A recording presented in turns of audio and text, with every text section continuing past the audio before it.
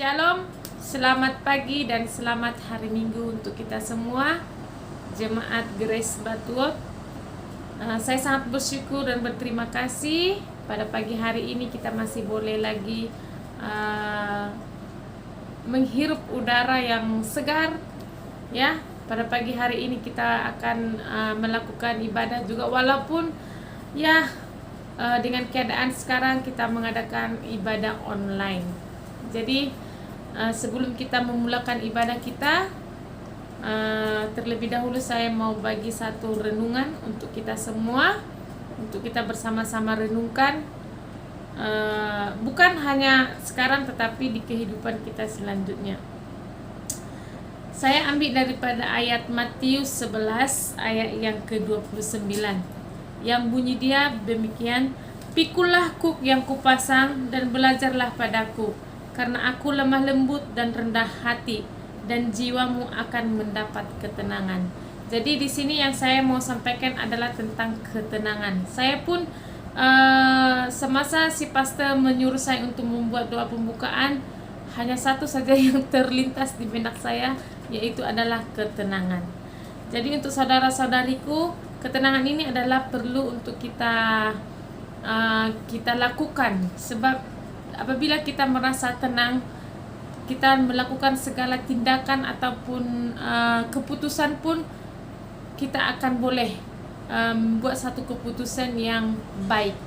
Dan di dalam ketenangan juga kita akan dapat merasakan ataupun mendengar suara Tuhan masa kita beribadah ataupun renungan. Kita tenangkan hati kita tenangkan pikiran kita. Jadi ketenangan itu sangat perlu untuk kita lakukan. Apalagi di masa-masa sukar sekarang, orang kata jangan gegabah ataupun jangan terburu-buru, tetapi ambil masa untuk diri sendiri, untuk kita tenang, supaya apabila kita tenang, puji Tuhan, kita akan mendengar suara Tuhan, mana yang terbaik, keputusan apa kita mau ambil. Dan sebelum saya membaca yang ayat 29 itu, di ayat 28 saya pun tersentuh dengan ayat itu. Saya akan baca, marilah kepadaku semua yang letih, lesu dan berbeban berat, aku akan memberi kelegaan kepadamu. Jadi sebelum Tuhan memberikan kita ketenangan, Dia mahu kita datang kepadanya walau apapun beban kita. Semua yang letih, lesu, apapun, mungkin kita sudah letih dengan keadaan dunia pada sekarang ini. Kadang-kadang kita tertanya, sampai kapan Tuhan? Sampai kapan pandemik ini akan menguasai bumi, menguasai dunia pada saat ini? Kadang kita letih dan kadang-kadang kita macam putus asa. Jadi saya harap kita boleh datang kepada Tuhan dan kita tenangkan hati dan pikiran kita. Terpujilah nama Tuhan. Inilah sedikit renungan daripada saya sebelum kita memulakan ibadah online kita. Mari saya pimpin kita di dalam doa. Haleluya, haleluya, haleluya. Syukur bagimu Tuhan Yesus. Kami sangat berterima kasih Tuhan untuk setiap berkat yang sudah kami rasakan Tuhan, sehingga pada pagi hari ini Tuhan Yesus, kami boleh bangun Tuhan dengan kekuatan yang baru yang Engkau berikan kepada kami. Tuhan, apapun masalah, beban berat kami, keletihan kami Tuhan Yesus, kami bawa di hadapan-Mu pada pagi hari ini. Biarlah Tuhan segala beban kami Tuhan Yesus Engkau ringankan Tuhan Yesus. Segala apa yang membebani pikiran kami serahkan Tuhan pikiran kami juga ke dalam tangan-Mu Tuhan. Dan biarlah Tuhan ketenangan itu Tuhan akan kami lakukan, supaya kami boleh mendengar suara-Mu Tuhan Yesus, supaya kami boleh melakukan kehendak-Mu Tuhan di dalam kehidupan kami. Karena itulah yang kami perlukan pada saat ini Tuhan, ketenangan di dalam hati kami dan juga pribadi kami lepas pribadi. Inilah ibadah kami Tuhan Yesus, kami serahkan ke dalam tangan-Mu dari awal pertengahan hingga akhirnya. Walaupun Tuhan ibadah kami ini secara online, tapi biarlah Tuhan kuasa-Mu Tuhan yang memenuhi setiap anak-anak-Mu, kuasa-Mu Tuhan Yesus yang menguasai lain Tuhan Yesus, supaya tiada gangguan apapun Tuhan di dalam lain kami Tuhan Yesus, supaya ibadah kami boleh berjalan dengan baik. Kami serahkan juga Tuhan hamba-Mu yang akan menyampaikan firman-Mu, berkati dan urapilah dia Tuhan Yesus. Apapun Tuhan yang ingin dia sampaikan Tuhan, biarlah itu Tuhan kebenaran yang ingin Engkau sampaikan lewat dia terhadap kami Tuhan, anak-anak-Mu yang mendengarkannya. Dan biarlah itu menjadi kekuatan kami di dalam kami menjalani kehidupan ini Tuhan Yesus. Terima kasih Bapa, terima kasih Engkau adalah Tuhan kami yang baik, Engkau adalah Tuhan kami yang luar biasa. Karena kami yakin dan percaya Tuhan, Engkau sanggup melakukan segala perkara Tuhan Yesus. Terima kasih, haleluya. Inilah ibadah kami Tuhan, kami serahkan dari awal pertengahan hingga akhirnya. Biarlah nama-Mu yang dimuliakan, nama-Mu yang ditinggikan. Terima kasih, hanya di dalam nama Tuhan Yesus Kristus kami berdoa dan mengucap syukur. Semua anak-anak Tuhan yang percaya katakan amin. Sekarang saya serahkan kepada tim pujian penyembahan. Selamat beribadah dan selamat hari Minggu. Tuhan Yesus memberkati. Haleluya, haleluya, haleluya. Puji nama Tuhan. Sekali lagi kita berkesempatan pagi hari ini. Mari kita terus memuji Tuhan. Tunaikan syukurku.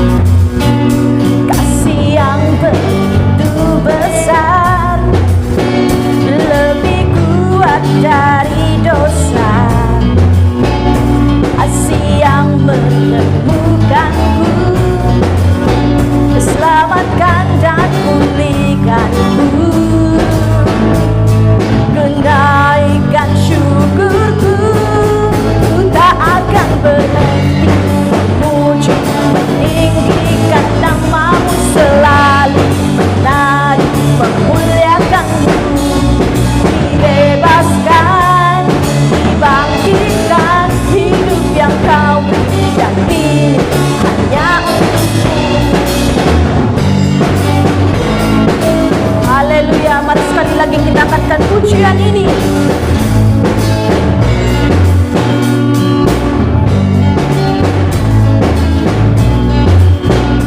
Kasih yang begitu besar, lebih kuat dari dosa. Kasih yang menemukanku, selamatkan dan pulihkanku. Ku naikkan syukurku, ku tak akan berhenti memuji, meninggikan namamu, selalu menari, memuliakanmu.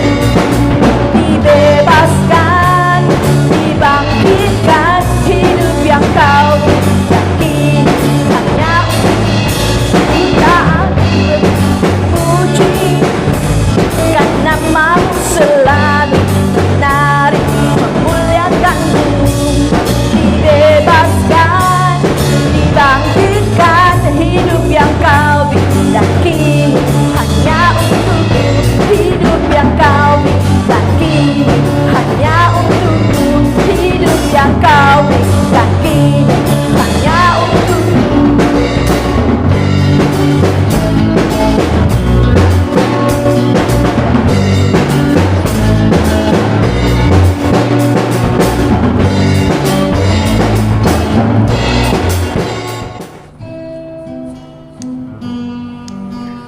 Haleluya. Kasih Tuhan itu nyata dalam kehidupan kita. Amin. Setiap hari, setiap saat kita bersyukur karena pertolongan Tuhan dalam kehidupan kita. Mari anak-anak Tuhan, pagi hari ini dengan sembahyang sederhana kita datang pada Tuhan. Kita nyatakan kasih, cinta kita pada Tuhan, bahwa Dia adalah Tuhan Allah kita.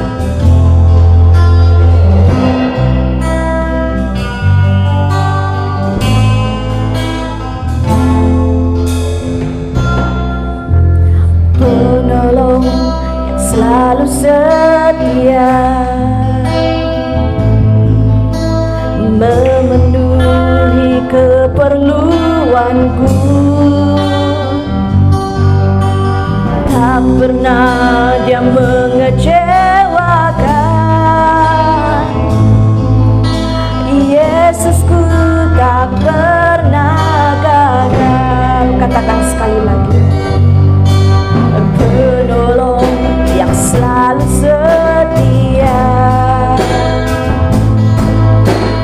memenuhi keperluanku, tak pernah Dia mengecewakan. Yesusku tak pernah gagal. Segala perkara dapat ku tanggung di dalam Dia yang memberi kekuatan. Tuhan Yesus penolong dan sahabat, tetap percaya Tuhan setia. Mari anak-anak Tuhan, kita angkatkan sembahyang. Penolong yang selalu setia, memenuhi keperluanku, tak pernah Dia mengecewakan. Yesusku tak pernah gagal.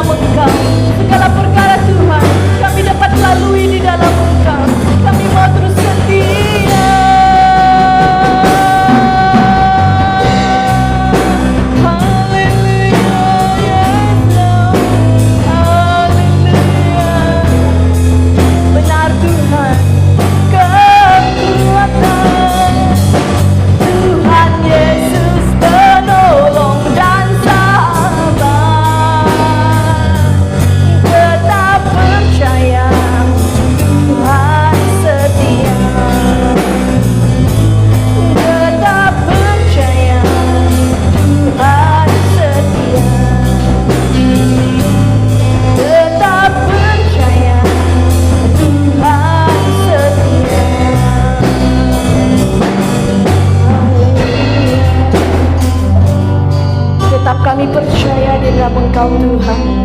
Tetap kami percaya Engkau bersama dengan kami. Tetap kami percaya Tuhan, walau apapun masalah, rintangan yang kami hadapi, kami bersyukur karena Engkau Allah kami yang hebat dan luar biasa, yang senantiasa ada bersama dengan kami. Terima kasih Tuhan. Terima kasih Bapa di surga.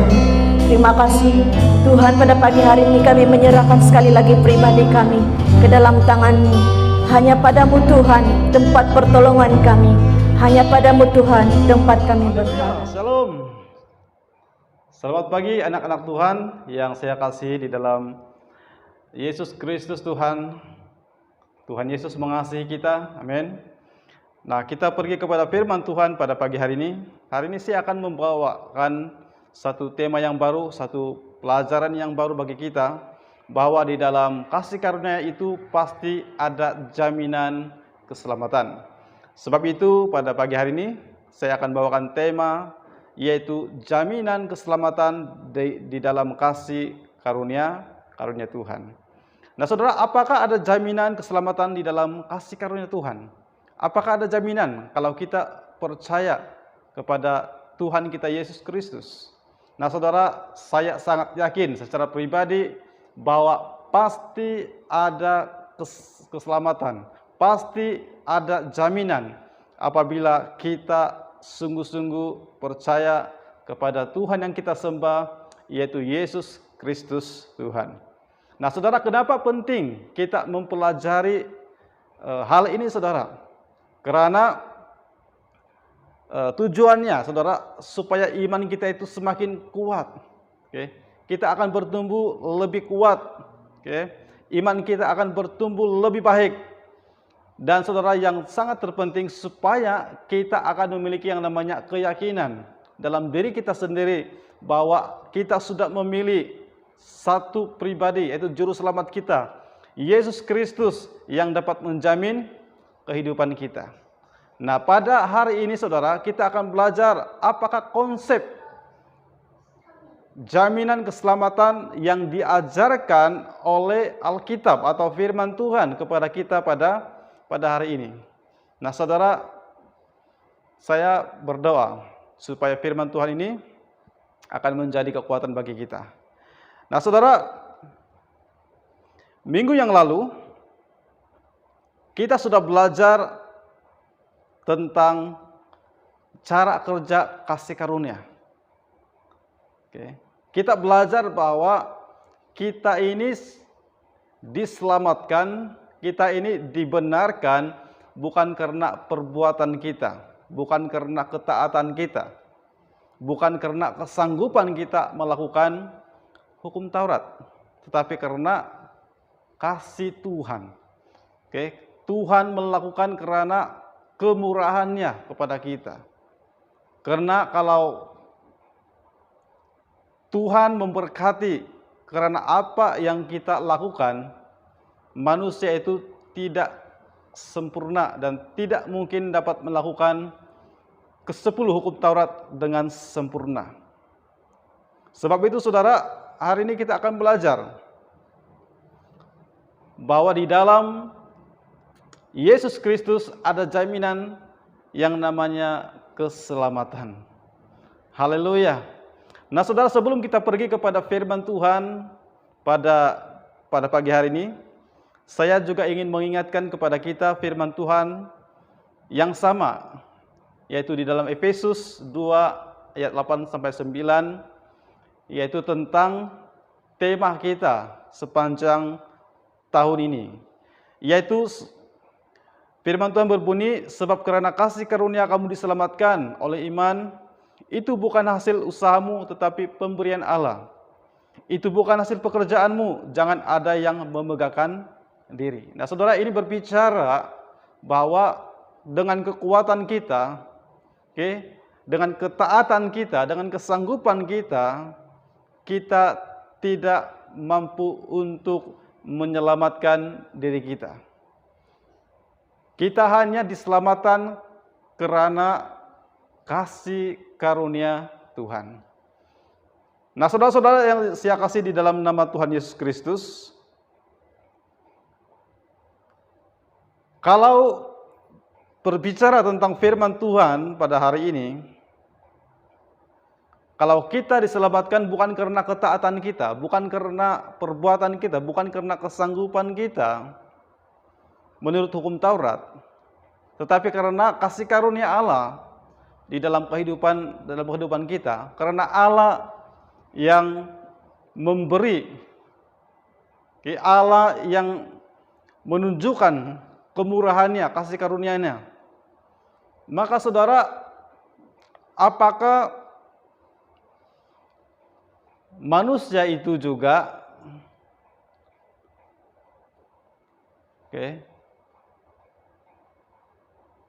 kalau hidup di dalam kasih karunia Tuhan, apakah manusia itu boleh jatuh di dalam dosa? Jadi saya akan bawakan topik ini juga.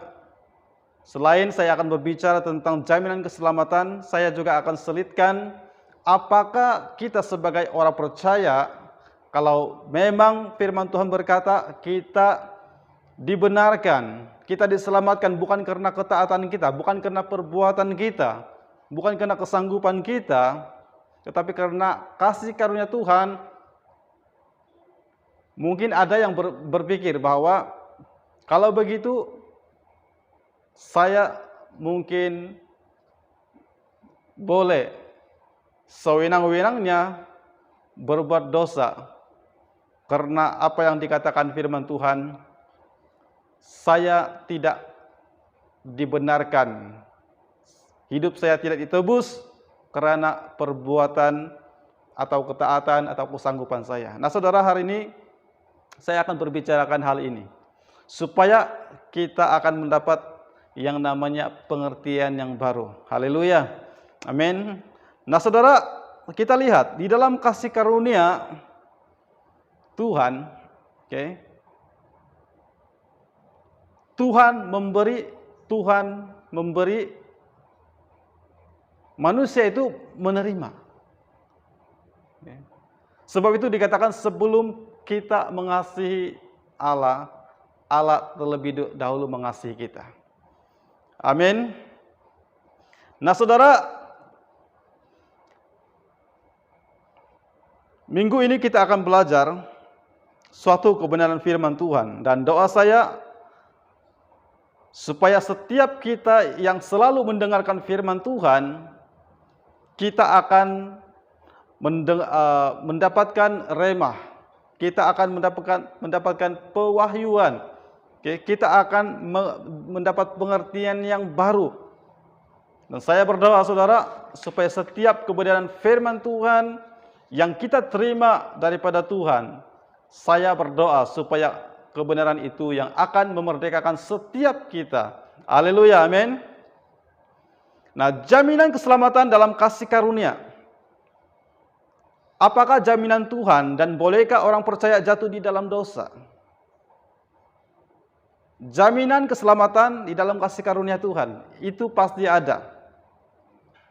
Dan soalan seterusnya, apakah jaminan Tuhan, kalau kita hidup di dalam kasih karunia Tuhan, bolehkah orang percaya atau orang Kristen itu jatuh dalam dosa?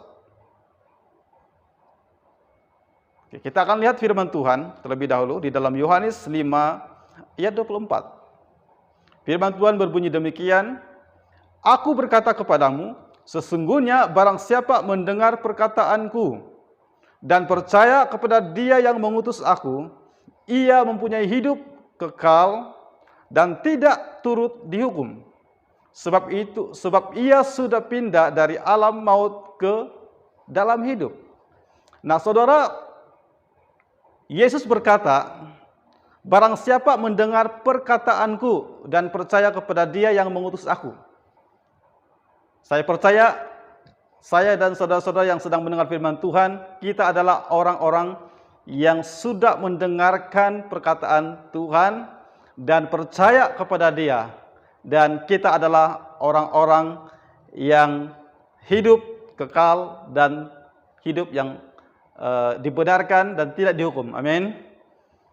Karena saudara, Yesus berkata, setiap orang yang mendengar perkataanku dan percaya kepada Dia yang mengutus aku,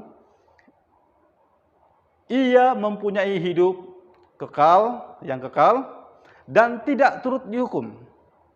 Nah, sebab itu saudara, Tuhan menjamin bahwa kalau kita hidup di dalam kasih karunia Tuhan, yaitu percaya kepada perkataannya dan firman-Nya, percaya kepada Yesus Kristus sebagai Tuhan dan Juru Selamat, maka ayat ini berbicara bahwa kita akan hidup, kita akan mengalami hidup kekal dan tidak turut dihukum. Dengan maksud lain, kita tidak lagi di bawah yang namanya penghukuman. Karena Tuhan sudah menebus kita, Dia memindahkan kita daripada alam maut ke dalam hidup. Jadi saudara-saudara yang saya kasih di dalam nama Tuhan Yesus, hari ini kita yang percaya kepada Tuhan, kita yang mendengar perkataan Yesus pada hari ini, kita adalah orang-orang yang hidup kekal. Kita adalah orang-orang yang sudah dipindahkan daripada alam maut kepada kehidupan. Haleluya, amin. Jadi Yesus menjamin atas keselamatan kita. Kata Yesus di dalam firman Tuhan yang selalu saya petik, akulah jalan dan kebenaran dan hidup.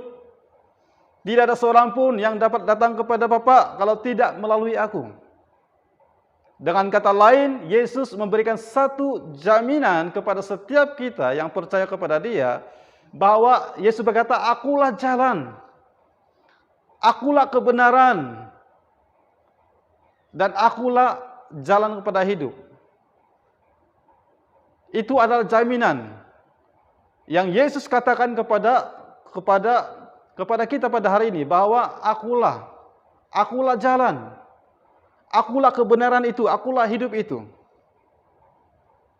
Haleluya, amin. Jadi saudara, Yesus menjamin hidup kita, bahwa setiap kita yang percaya kepada Dia, yang mendengar perkataan Dia, kita akan hidup di dalam kekekalan dan kita tidak lagi dibawa yang namanya penghukuman, tetapi kita di bawah kasih karunia Tuhan. Yang seterusnya, Yesus Kristus memberikan status kita sebagai anak-anak Allah. Haleluya. Saya dan saudara-saudara yang mendengar firman Tuhan pada hari ini, kita adalah anak-anak Allah.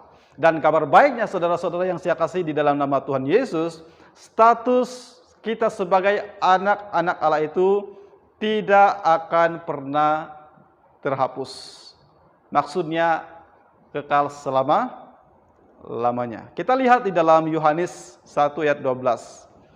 Tetapi semua orang yang menerimanya diberinya kuasa supaya menjadi anak-anak Allah. Amin. Yaitu mereka yang percaya dalam namanya. Haleluya. Jadi saudara-saudara yang saya kasih di dalam nama Tuhan Yesus, saya dan saudara-saudara pada hari ini yang percaya kepada namanya, yaitu Yesus Kristus, kita memiliki yang namanya status sebagai anak-anak Allah. Haleluya. Amin. Dan status itu tidak pernah dihapus. Haleluya. Karena Yesus sudah menebus kita. Haleluya. Amin. Yesus sudah menebus kita dengan darah yang mahal. Oke, di dalam Ibrani berkata, Ibrani 10 ayat 14, sebab oleh satu korban, siapa korban itu? Yesus adalah korban itu. Oke? Sebab oleh satu korban saja ia telah menyempurnakan untuk selama-lamanya mereka yang Ia kuduskan. Haleluya. Nah, saudara, persoalan yang seterusnya, kalau kita ini dijamin bahwa kita pasti selamat, kalau kita dijamin bahwa status kita sebagai anak-anak Allah itu sudah pasti, bahkan dikatakan oleh Yesus tidak terhapus. Persoalan seterusnya yang saya akan ajarkan pada pagi hari ini adalah, jika status kita sudah menjadi anak Allah, itu kekal, tidak dihapus sampai selama-lamanya, Walaupun kita jatuh di dalam dosa. Wow. Walaupun kita jatuh di dalam dosa, status itu tidak akan pernah dihapus. Mungkin ada yang berpikir, kalau begitu saya boleh sewenang-wenangnya, sebebas-bebasnya melakukan dosa karena status itu tidak pernah hilang. Nah, saudara-saudara yang saya kasih di dalam nama Tuhan Yesus, hari ini kita akan belajar menggali firman Tuhan, supaya saudara kita paham bahwa kalau kita hidup di dalam kasih karunia Tuhan itu bukan bermakna bahwa keselamatan yang sudah diberikan kepada kita, status yang sudah kita terima daripada Tuhan itu merupakan satu kebebasan untuk kita sewenang-wenangnya berbuat dosa. Haleluya, siap untuk belajar firman Tuhan? Nah, apakah orang percaya boleh jatuh di dalam dosa? Kira-kira saudara, kalau kita hidup di bawah kasih karunia Tuhan, apakah kita sebagai orang percaya boleh jatuh di dalam dosa? Saudara, selagi manusia, kita pasti jatuh di dalam dosa. Sebagaimanapun kita menjaga, sebagaimanapun kita taat, sebagai manusia yang tidak sempurna, sekali lagi saya katakan, ada waktunya kita juga terjatuh di dalam dosa. Tetapi saudara, ini bukan bermaksud bahwa kalau kita hidup dalam kasih karunia Tuhan itu kita sengaja untuk jatuh di dalam dosa, sengaja untuk berbuat dosa. Tidak, saudara. Jadi hari ini saudara, kita akan sama-sama mendalami, belajar tentang satu kebenaran yang luar biasa melalui firman Tuhan, supaya saudara, sekali lagi, iman kita itu dikuatkan. Ada pengetahuan yang benar di dalam kehidupan kita sebagai orang-orang yang percaya. Haleluya. Mari kita lihat. Terlebih dahulu, apa yang Yesus katakan tentang hal ini, yaitu apakah orang percaya itu boleh berbuat dosa atau jatuh di dalam dosa. Saya akan ambil contoh, ada dua contoh. Ini adalah perkataan Yesus. Jadi saudara, Yesus itu adalah pusat kita, rujukan kita. Yesus itu adalah dasar kita. Kalau kita ingin belajar sesuatu, belajarlah daripada Tuhan kita, Yesus Kristus. Jadi hari ini saudara, kalau kita mendengar perkataan Yesus, pasti saudara akan ada sesuatu berkat, akan ada sesuatu yang boleh mengubah cara pikir kita sebagai orang percaya. Nah, apa yang Yesus katakan tentang hal ini saudara? Di dalam Yohanes pasal 5 ayat 14, yaitu tentang kisah penyembuhan orang yang lumpuh di kolam Bethesda. Saya akan bacakan di dalam ayat yang ke-14 saja. Kemudian Yesus bertemu dengan dia di dalam bait Allah, lalu berkata kepadanya, "Engkau telah sembuh, jangan berbuat dosa lagi, supaya padamu jangan terjadi yang lebih buruk." Jadi Yesus menyembuhkan seorang lumpuh di tepi kolam Bethesda, dan setelah dia sembuh, Yesus terjumpa dia di bait Allah. Dan Yesus berkata kepada orang yang sudah sembuh itu, jangan lagi berbuat dosa. Kamu sudah sembuh. Kamu sudah sembuh daripada penyakitmu. Tetapi Yesus berpesan, jangan berbuat dosa. Contoh yang kedua, di dalam Yohanes juga pasal yang ke-8 ayat yang ke-11, tentang kisah perempuan yang kedapatan berbuat zina. Kalau kita membaca firman Tuhan ini, konteksnya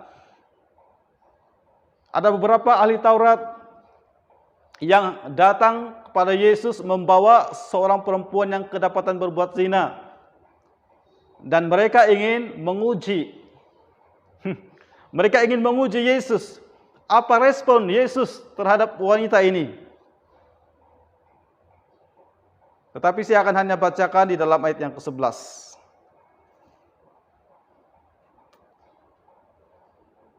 Jawabnya, tidak ada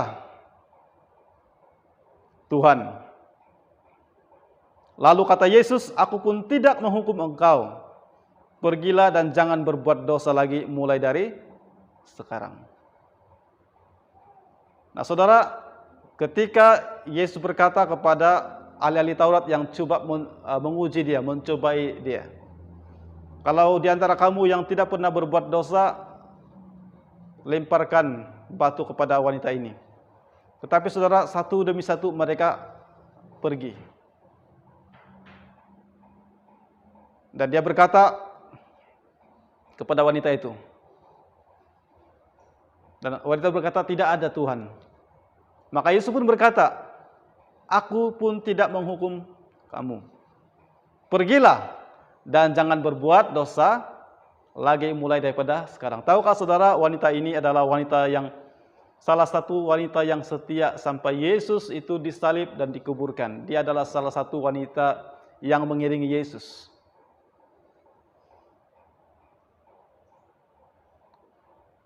Nah saudara, kenapa saya ambil dua kisah ini saudara untuk mengajarkan kepada kita bahwa Yesus tidak pernah membenarkan orang itu berbuat dosa.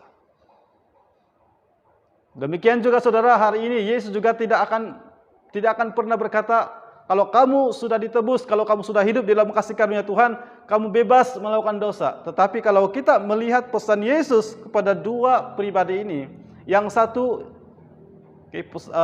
bekas lumpuh yang disembuhkan, pergilah, jangan berbuat dosa lagi. Sama juga dengan perempuan yang kedapatan berzina. Maksudnya saudara, di dalam kasih karunia Tuhan, memang kita boleh jatuh di dalam dosa. Tetapi saudara, Tuhan tidak mengizinkan bahwa kita sengaja berbuat dosa walaupun kita hidup di dalam kasih karunia Tuhan. Haleluya. Amin. Nah, saudara-saudara yang saya kasih dalam Tuhan, saya akan mengambil sebuah ilustrasi. Saya percaya saudara, kita yang sudah punya keluarga, sebagai istri, sebagai suami yang waras, yang tidak bodoh lah, yang waras. Saya percaya kita tidak akan pernah mengajar anak kita itu berbuat jahat. Betul? Kita kalau boleh, kita tidak akan mengizinkan anak kita itu berbuat sesuatu yang jahat, yang memalukan kita. Betul? Tidak ada satupun ibu bapa yang waras yang mau melihat anaknya itu berbuat jahat, menjadi orang yang jahat. Tidak ada saudara. Setiap kita sebagai ibu bapa, kita mengharapkan anak kita itu menjadi orang yang baik-baik. Betul? Jadi saudara, demikian juga Bapa kita di surga, Dia juga merindukan anak-anaknya itu berbuat baik. Tetapi saudara, kadang-kadang anak-anak itu juga ada waktunya dia menjadi nakal. Apalagi saudara, anak-anak yang kecil, anak-anak yang tidak tahu apa-apa. Kadang-kadang saudara, mereka melakukan sesuatu yang membuatkan kita marah dan sebagainya. Tetapi saudara, apakah sebagai orang tua yang waras, waktu anak kita itu berbuat jahat, apakah saudara kita menghukum mereka? Ya, kadang-kadang sebagai orang tua kita menghukum, tetapi saudara, sekali lagi, walaupun kita menghukum, mengajar anak kita, tetapi pada akhirnya kita melakukan itu karena kita sayang dengan anak kita. Kita mau mendidik anak kita supaya mereka sadar apa yang kita lakukan. Sama seperti Bapa kita di surga. Sebab itu firman Tuhan berkata, Dia menghajar, Dia menyesa orang yang dikasihinya. Tetapi Tuhan tidak pernah menghukum untuk membunuh kita kalau kita berbuat dosa. Saudara-saudara yang saya kasih dalam nama Tuhan Yesus Kristus, saya pernah buat kesilapan waktu saya sekolah rendah. Saya masih ingat sampai sekarang. Ketika bapak saya melihat ujian kerja rumah matematik saya, semuanya salah. Waktu saya balik tengah hari itu, dia periksa buku latihan saya kerja rumah, dan cikgu sudah buat semua tanda pangkal. Dan bapak saya katakan, karena kamu gagal, karena tidak ada satu pun yang betul jawaban kamu, karena kamu tidak belajar, maka jangan kamu makan. Saudara, betul-betul tengah hari itu saya tidak makan.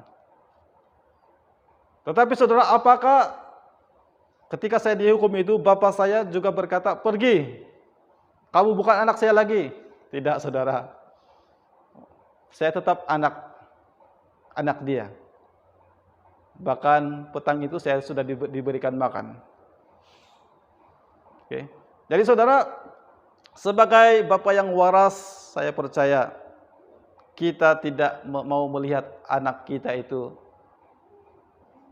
hidup di dalam dosa. Haleluya, amin.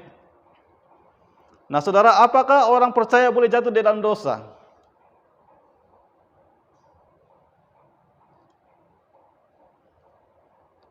Apakah Allah mengizinkan kita jatuh di dalam dosa? Saudara-saudara yang saya kasih dalam nama Tuhan Yesus Kristus, Allah sangat mengasihi kita, amin. Yang Allah benci itu adalah dosa, bukan manusia. Sebab itulah saudara, Allah mengutus anaknya Yesus Kristus datang ke dunia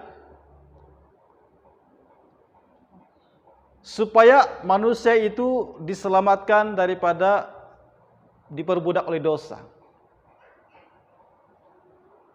Jadi saudara-saudara yang saya kasih dalam nama Tuhan Yesus Kristus, hari ini bagaimanapun hidupmu, kalau hari ini, saat ini kamu masih hidup di dalam dosa, saya mau katakan, Tuhan mengasihimu. Tuhan mengasihimu. Yang Tuhan benci itu adalah dosa, bukan manusia.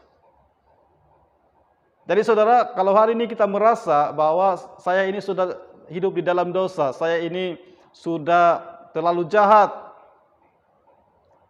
Tuhan mungkin tidak akan lagi mau dengan saya, saudara-saudara yang saya kasih dalam nama Tuhan Yesus. Sekali lagi, Allah itu hanya membenci yang namanya dosa. Tetapi manusia itu sangat dikasihi. Jadi saudara-saudara yang saya kasih dalam nama Tuhan Yesus, sekali lagi kita adalah orang-orang yang sangat dikasihi oleh Tuhan. Kenapa saudara, Allah itu membenci yang namanya dosa? Karena dosalah yang memisahkan kasihnya kepada manusia. Kenapa saudara? Karena Allah itu adalah Allah yang kudus.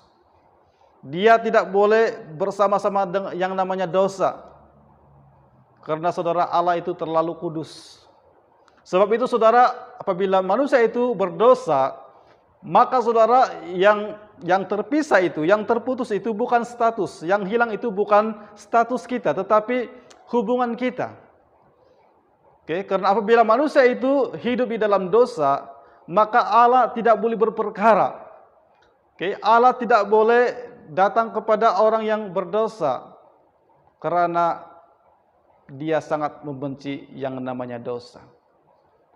Kalau kita bertobat daripada dosa, maka saudara, kita akan dengan mudah dapat kembali kepada Bapa. Kalau kita melihat dalam perjanjian lama, begitu kudusnya Allah kita. Ketika bangsa Israel berbuat dosa, pada waktu itu juga mereka akan mati. Tetapi saudara, kita sangat bersyukur karena kalau saat ini kita hidup di bawah kasih karunia Tuhan. Walaupun kita seringkali jatuh di dalam dosa, tetapi karena kasih Tuhan, Bukan karena Tuhan kita itu lemah. Bukan karena Tuhan itu sudah dia punya standar kekudusan itu sudah turun, tidak, saudara.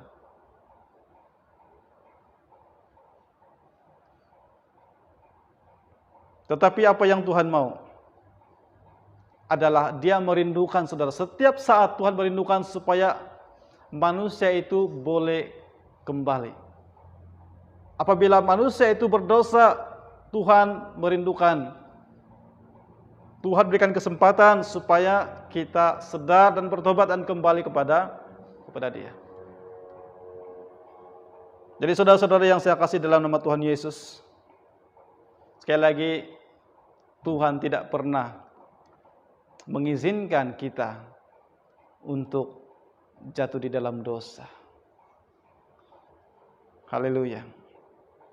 Dan saya percaya saudara-saudara yang saya kasih dalam nama Tuhan Yesus Kristus, semakin kita mencintai Tuhan, semakin kita mengasihi Tuhan, kita akan semakin membenci dosa, percayalah.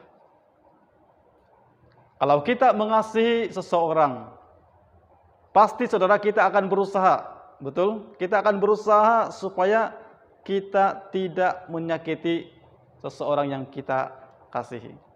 Demikian juga saudara, kalau kita mengasihi Tuhan, kalau kita mencintai Tuhan, maka saya juga yakin dan percaya kita akan berusaha, walaupun tidak sempurna, tapi kita akan berusaha untuk tidak menyakiti hati Tuhan. Haleluya. Nah saudara, saya juga suka mengambil perumpamaan tentang anak yang hilang, untuk menggambarkan bahwa Allah atau Bapa kita itu, saudara, adalah Bapa yang baik. Okay. Bapa yang penuh kasih, penuh murah hati. Kalau kita membaca tentang kisah perumpamaan anak yang hilang, anak bungsu itu, saudara, dia berkata kepada bapaknya, "Pak, berikan saya bahagian saya, warisan saya, walaupun belum waktunya." Anak itu meminta, dan bukan saja dia minta, sudah dapat, dia meninggalkan bapaknya. Itu gambaran, saudara, bahwa apabila kita berbuat dosa, maka ada jurang ataupun pemisahan. Bukan Allah yang meninggalkan kita, saudara, tetapi kitalah yang meninggalkan Tuhan ketika dosa kita lakukan dalam kehidupan kita. Tetapi saudara, apa yang terjadi ketika anak itu hidupnya berpoya-poya, hidup di dalam dosa, dan tiba-tiba saudara kehilangan seluruh hartanya, segala kekayaannya hilang karena berpoya-poya. Akhirnya apa yang dia lakukan? Dia sadar dan dia kembali kepada Bapa. Apakah ayahnya itu menolak? Tidak, saudara. Kalau kita membaca kisah ini, dari jauh anak itu datang, Bapak itu datang merangkul. Bahkan saudara, ada pesta yang begitu hebat. Sekali lagi saudara, walaupun kita sebagai orang percaya, kita mungkin jatuh di dalam dosa, tetapi status kita sebagai anak-anak Allah itu tidak terhapus.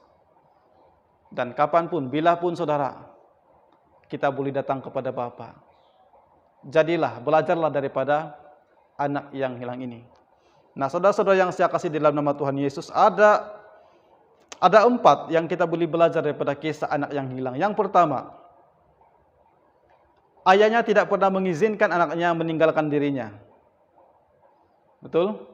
Saya percaya bapaknya itu berusaha supaya anaknya itu tidak meninggalkan dia.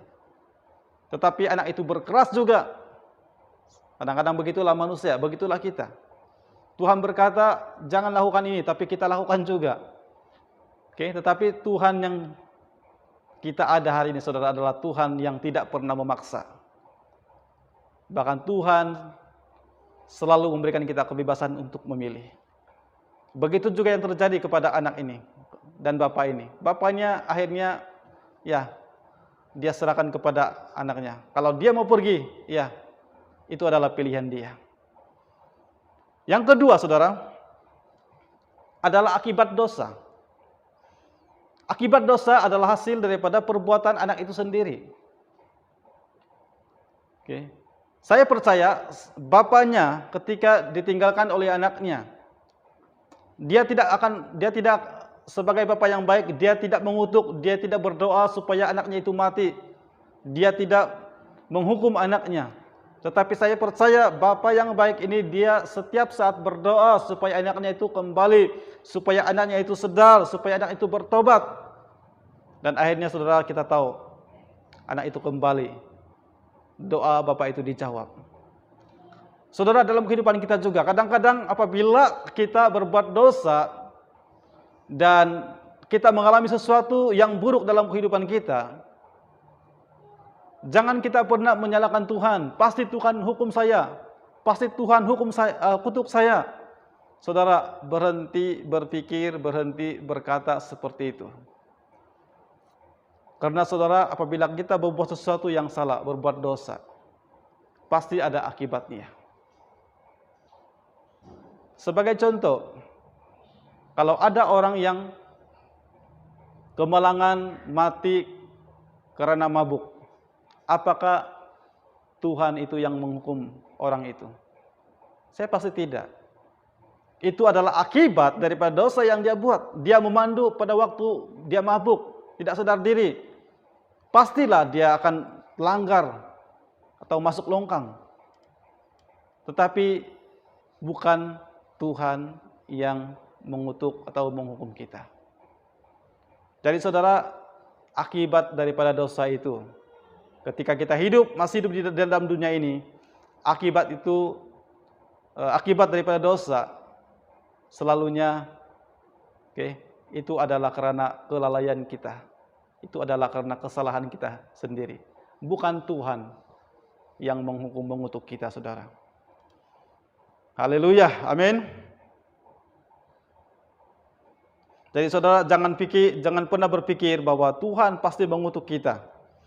Tetapi saudara, kalau kita sadar hal itu, bahwa kita sudah berdosa, maka yang paling baik adalah cepat-cepat sadar dan bertobat dan kembali kepada Tuhan.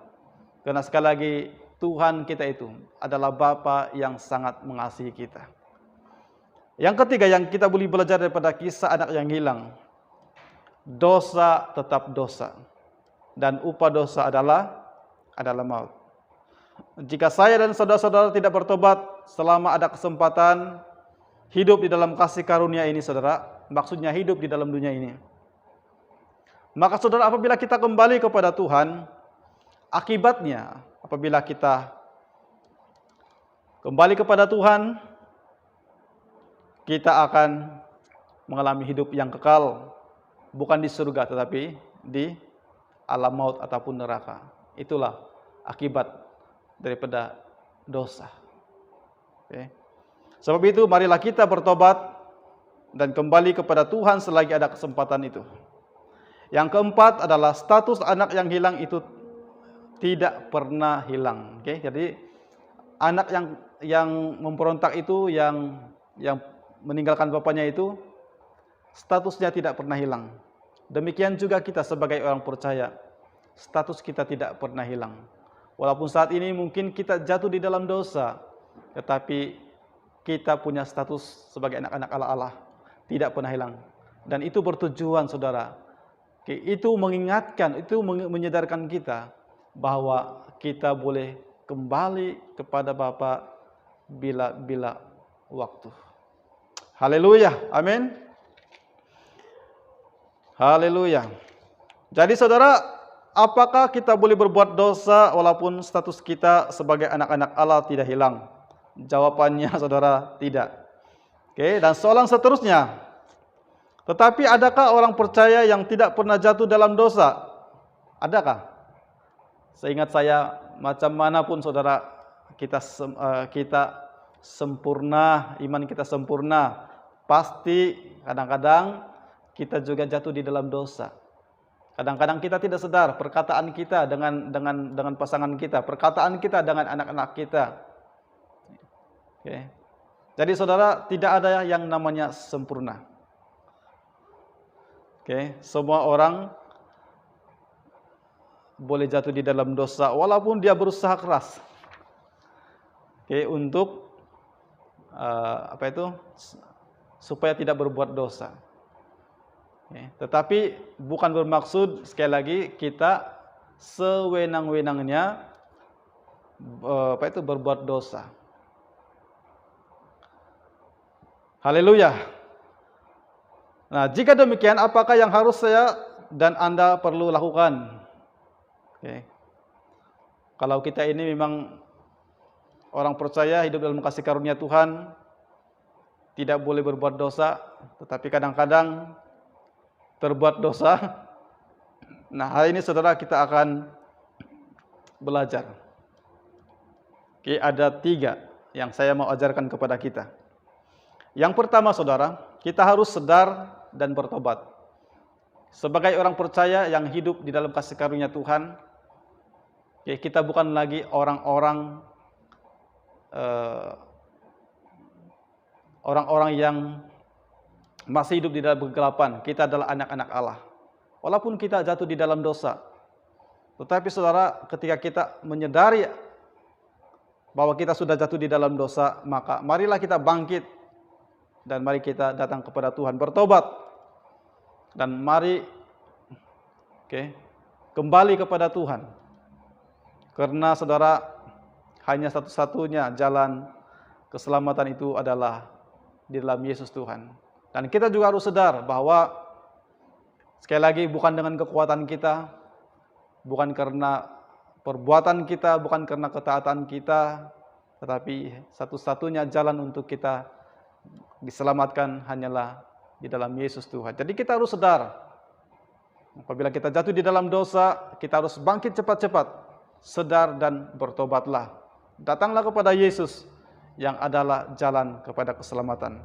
Yang kedua saudara, kita harus menyadari bahwa saya dan Anda adalah anak-anak Allah. Kita sudah diberikan yang namanya benih sebagai anak-anak Allah.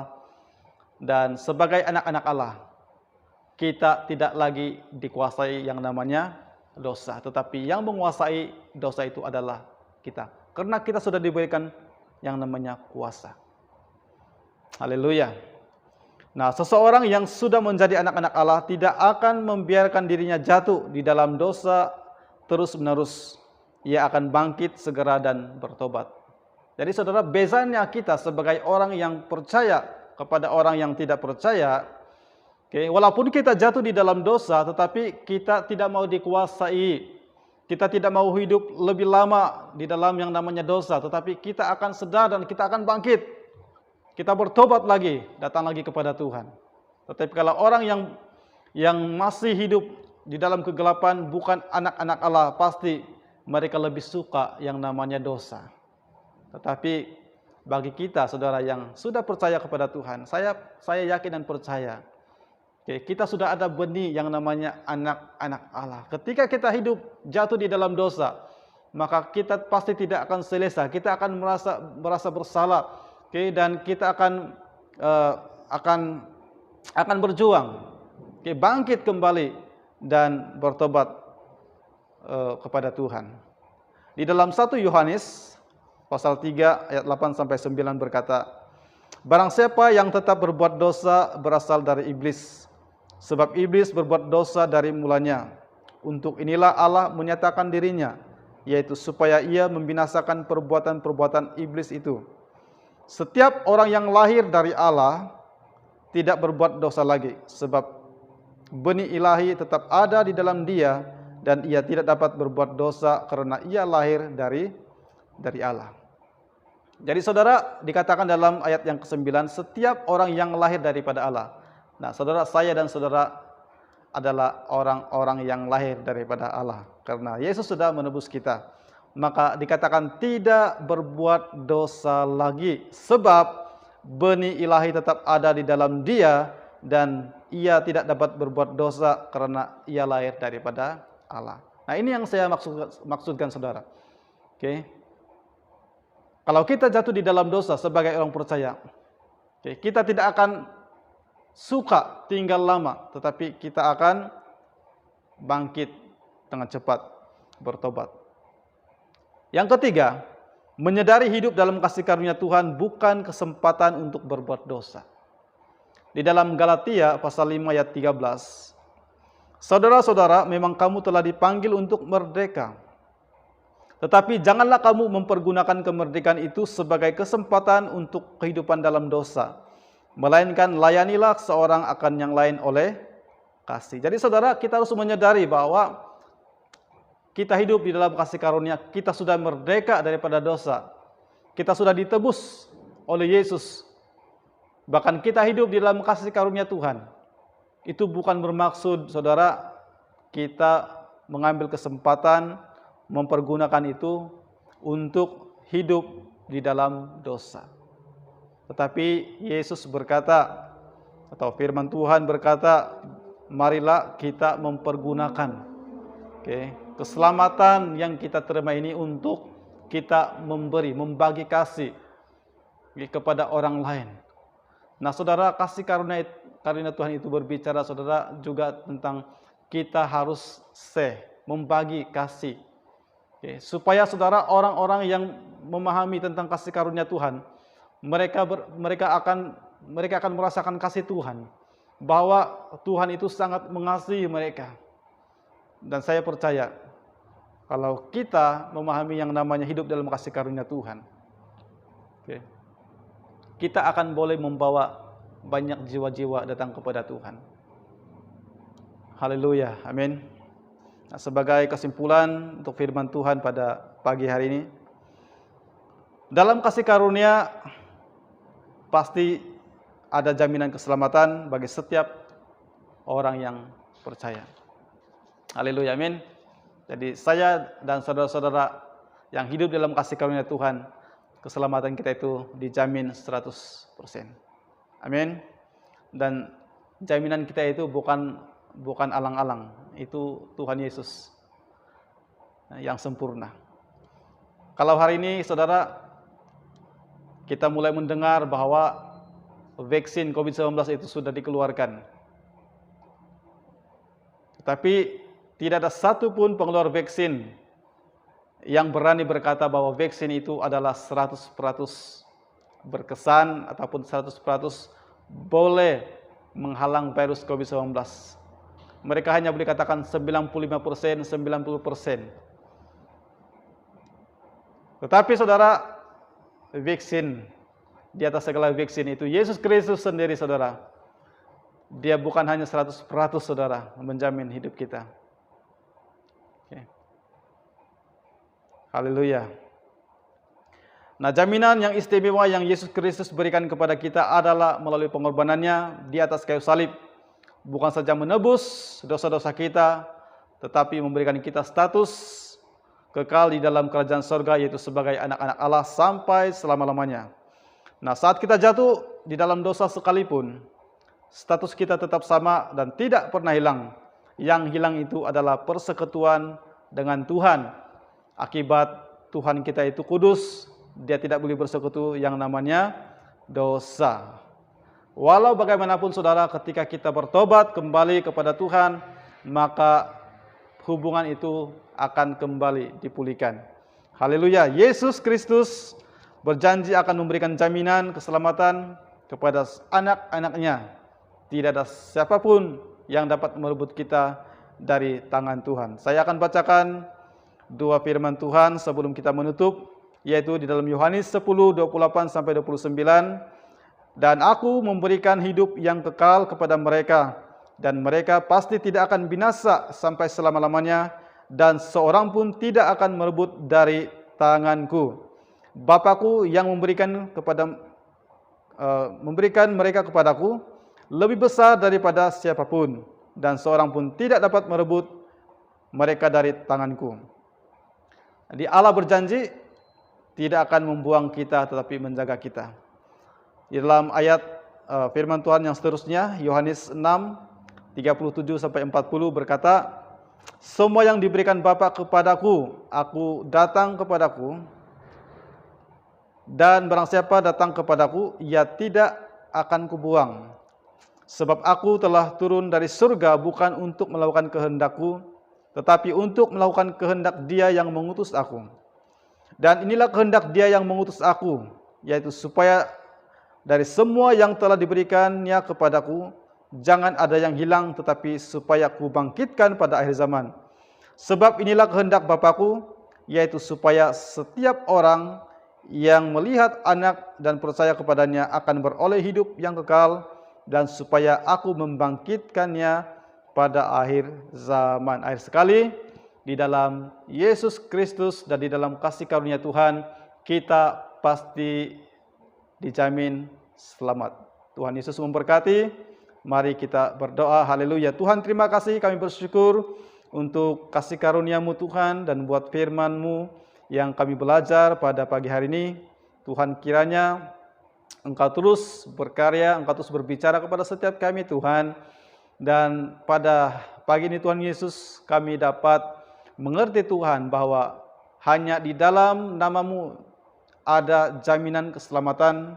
Dan kami juga bersyukur Tuhan bahwa status kami sebagai anak-anak Allah tidak pernah hilang ya Tuhan Yesus. Dan Engkau juga mengajarkan kepada kami Tuhan bahwa walaupun kami sebagai anak-anak Allah dan walaupun seringkali kami jatuh di dalam dosa, tapi itu tidak bermaksud ya Tuhan bahwa kami tidak boleh kembali kepada Engkau Tuhan, karena kami adalah anak-anak-Mu Tuhan. Dan Bapa, saat ini saya berdoa setiap anak-anak-Mu yang mendengar firman-Mu pada pagi hari ini, Bapa, berkatilah mereka Tuhan, dan biarlah Tuhan pewahyuan, rema yang baru, pengertian yang baru Tuhan Yesus Engkau berikan kepada setiap anak-anak-Mu Tuhan, supaya kami mengerti Tuhan bahwa hidup dalam kasih karunia-Mu itu Tuhan adalah hidup yang indah ya Tuhan.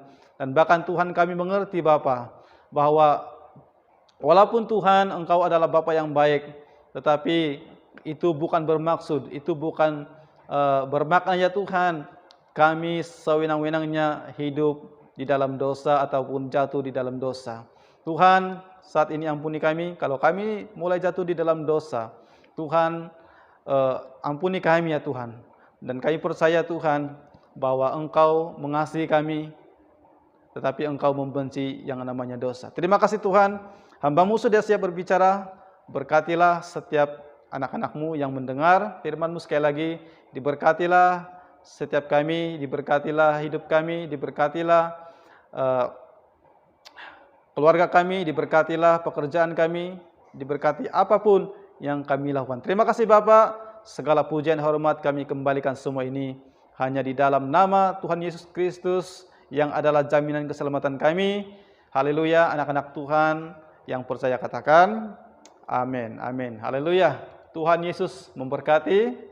Selamat hari Minggu. Selamat beribadah secara online untuk kita jemaat yang Kristus Ketuat. Jadi saya yang akan pimpin kita dalam doa persembahan dan penutup untuk ibadah online kita pada hari ini. Mari kita sama-sama berdoa. Haleluya Tuhan Yesus, haleluya Bapa di surga, kami mengucap syukur dan terima kasih kepada-Mu atas berkat kebaikan Kau, penyertaan Kau buat kehidupan kami sepanjang minggu ini. Tuhan Yesus, kami percaya Tuhan, oleh kerana Engkau Tuhan kami dimampukan, oleh kerana kasih dan kemurahan Engkau kami ada Tuhan pada hari ini. Tuhan Yesus, terus berkati setiap pribadi kami, kehidupan kami Tuhan. Berkati juga Tuhan khususnya pemberian kami dan persembahan kami, baik sepuluhan, janji iman Tuhan, pemberian persembahan biasa Tuhan kami serahkan semuanya dalam tangan Kau. Berkatilah setiap tangan yang memberi Tuhan, berkatilah kehidupan kami Tuhan Yesus. Dan juga Tuhan saya berdoa, berkatilah kami juga Tuhan dengan firman-Mu Tuhan yang memberi menerangi hati dan fikiran kami. Terima kasih Tuhan buat ibadah kami pada hari ini Tuhan. Dan berkatilah semua yang mendengar Tuhan. Biarlah kami juga menjadi berkat kepada orang lain. Dalam nama Tuhan Yesus Kristus kami telah berdoa dan mengucap syukur. Amin.